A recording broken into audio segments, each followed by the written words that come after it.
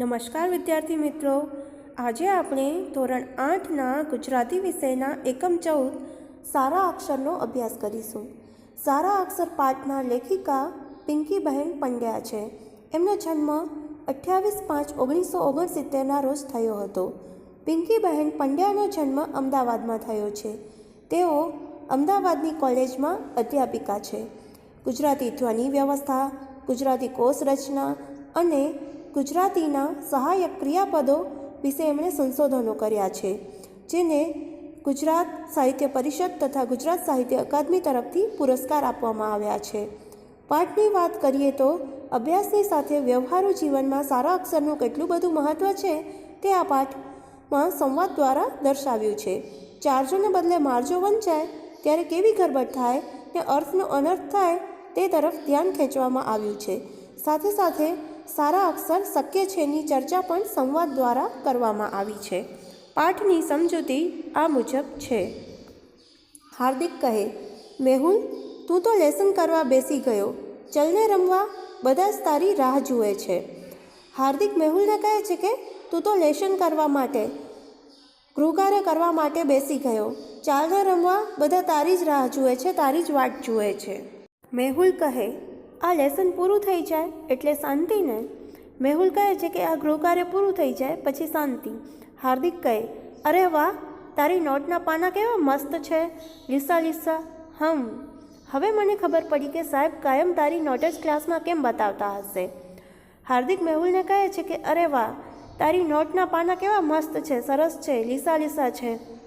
હવે મને ખબર પડી કે સાહેબ કાયમ હંમેશા તારી જ નોટ ક્લાસમાં કેમ બતાવે છે. મેહુલ કહે, મારી નોટમાં લીસા પાના છે એટલે કંઈ સાહેબ ક્લાસમાં નથી બતાવતા, પણ મારા અક્ષર સારા છે અને નોટમાં હું છેકછાક નથી કરતો ને, એટલે સાહેબ બધાને મારી નોટ ક્લાસમાં બતાવે છે. હાર્દિક કહે, હા પણ લીસા અને સરસ પાના હોય તો અક્ષર સરસ જ આવે ને, લખવાની પણ મજા આવે. હાર્દિક કહે છે કે પણ લીસા અને સરસ પાના હોય નોટના તો અક્ષર સારા જ લખાય અને લખવાની પણ મજા આવે. મેહુલ કહે, લીસા પાના હોય એટલે અક્ષર સરસ આવે એવું ન હોય. મેહુલ કહે છે કે નોટના પાના લીસા હોય તેથી અક્ષર સારા લખાય એવું નથી. સોનલ કહે, અરે હાર્દિક, તને આ મેહુલને બોલાવવા મોકલ્યો અને તું જ અહીં બેસી પડ્યો. બધા બિલ્લું પણ નક્કી થઈ ગયા, બધા તમારી વાટ જુએ છે. સોનલ છે એ કહે છે કે અરે હાર્દિક, તને તો આ મેહુલને બોલાવવા મોકલ્યો અને તું જ અહીં બેસી પડ્યો. બધા બિલ્લું પણ નક્કી થઈ ગયા છે, બધા તમારી જ વાટ જુએ છે, માટે ચાલો, એમ કહી એ લોકોને બોલાવે છે. જોને સોનું, તું જ કહે એને, આ મારી વાત સમજતો નથી. મેહુલ સોનલને કહે છે કે તું જાણે, એટલે કે હાર્દિકને કહે કે આ મારી વાત સમજતો જ નથી. કેમ, શું થયું? સોનલ કહે છે કે શું થયું, શું વાત છે?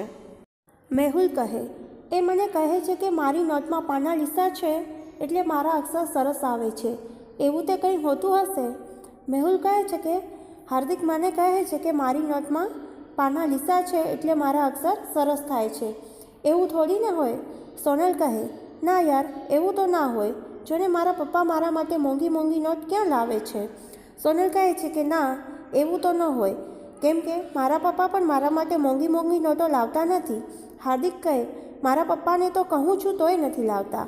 હાર્દિક કહે છે કે મારા પપ્પાને તો હું સારી મોંઘી નોટ લાવવા કહું છું તો પણ નથી લાવતા. રાધા કહે, એવી બધી તો પપ્પાને ખબર પડે જ ને, જે આપણા કામનું હોય એ મોંઘું હોય તો પણ લાવે અને કામનું ના હોય તો ના પણ લાવે, એમાં શું? એટલે રાધા કહે છે કે આ બધી વાતની ખબર તો આપણા પપ્પાને જ હોય. જે આપણા કામનું હોય, જે વસ્તુ આપણા કામની છે એ મોંઘી હશે તો પણ તે લાવશે, અને કામની નથી એવી વસ્તુ મોંઘી નહીં હોય અથવા તો એ વસ્તુ કામની નહીં હોય તો પણ એ નહીં લાવે, એમાં શું મોટી વાત છે? હાર્દિક કહે, પણ એટલે તો મારા અક્ષર સારા નથી આવતા. એટલે હાર્દિક દલીલ કરતાં કહે છે કે મારી નોટ સારી નથી હોતી એટલે મારા અક્ષર સારા નથી થતા. સોનલ કહે, એવું કશું નહીં, મારા અક્ષર તો ગમે તેના પર લખવું સરસ આવે છે.